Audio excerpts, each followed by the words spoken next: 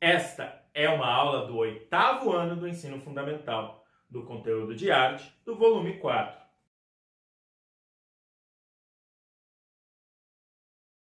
Bem-vindos! Eu sou Heitor Bonifácio, o seu professor de arte.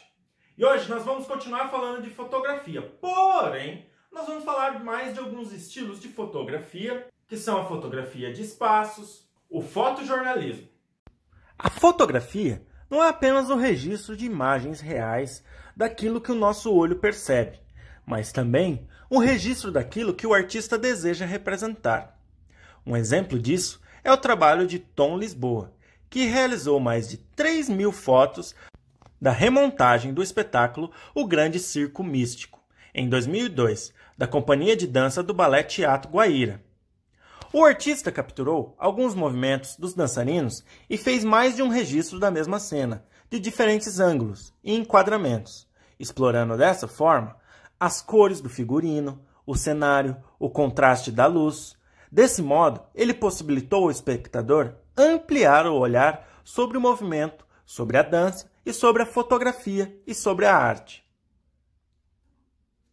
O Grande Circo Místico é uma obra de autoria dos músicos Edu Lobo e Chico Buarque, baseada num poema de Jorge de Lima.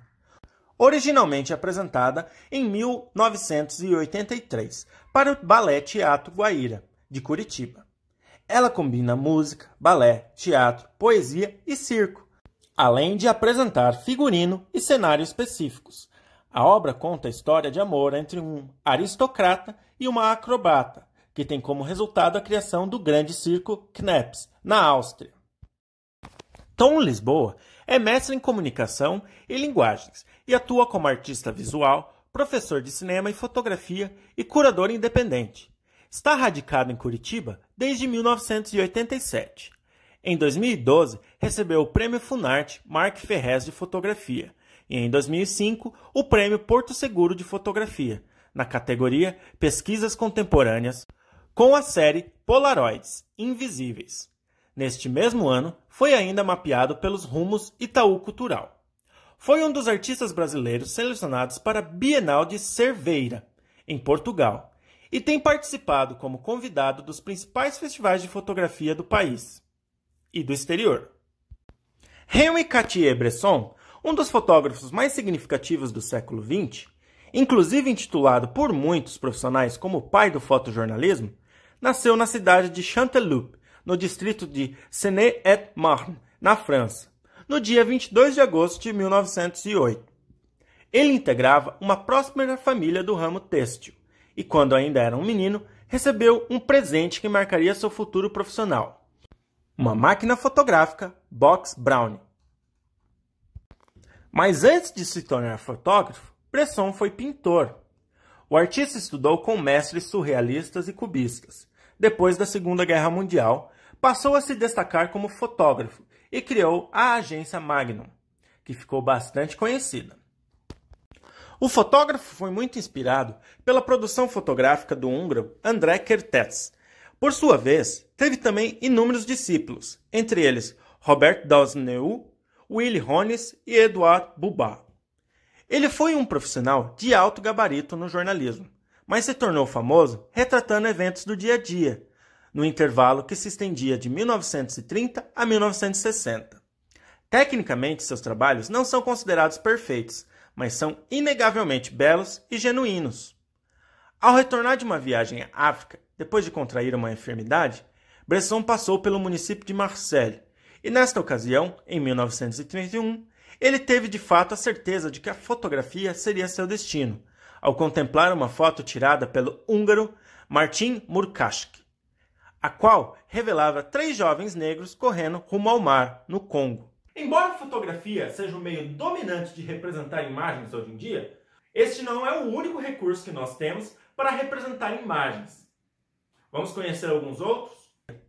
Modest Mussorgsky é um dos mais importantes compositores russos do século XIX, sendo considerado o mais nacionalista do grupo dos 5. Composto, além dele próprio, por Mily Balakirev, César Cui, Alexander Borodin e Nikolai Rimsky-Korsakov. Esses compositores procuravam produzir música nacional autêntica, isto é, distanciando-se das tradições eruditas italianas e austro-germânicas. Quando estudamos romantismo na música, conhecemos o poema sinfônico. Trata-se de uma composição musical na qual se procura narrar uma história. Esse tipo de música, chamada de programática ou de programa, pretende descrever cenas ou acontecimentos de forma instrumental. Os quadros de uma exposição de Mussorgsky foram escritos na segunda metade do século XIX. Essa obra tem uma característica muito peculiar. Em um primeiro momento, ela convida os ouvintes para um passeio musical em uma exposição de cenas medievais. O cenário que procura descrever musicalmente é pouco convencional, pois se trata das catacumbas da cidade de Paris, às quais se tem acesso por meio de uma apertada escada em caracol de 23 metros. Ao longo do percurso, o visitante pode caminhar por galerias tortuosas, precisando curvar-se em alguns pontos, pois o teto das passagens é baixo, e pode contemplar a acomodação dos ossos em pilhas, que parecem verdadeiras esculturas. Esse cenário sufocante e sombrio foi a inspiração para a composição de uma das partes da obra de Modest Mussorgsky. Mussorgsky fez essa obra depois de visitar a exposição em homenagem a Hartmann, que morreu prematuramente com apenas 39 anos de idade. A obra criada pelo artista retrata um relógio inspirado no formato da casa da bruxa Baba Yaga, uma personagem folclórica russa. Quadros de uma exposição é formado de diversos movimentos, diversas músicas, por isso é denominada uma suíte. Esse termo deriva do francês e significa série ou sucessão, ou seja, um conjunto de partes de pequenas peças que formam uma obra maior. Por exemplo, uma suíte de aplicativos, como a Adobe chama o seu conjunto de aplicativos para tratamento de imagens. Vamos ouvir um trecho da composição?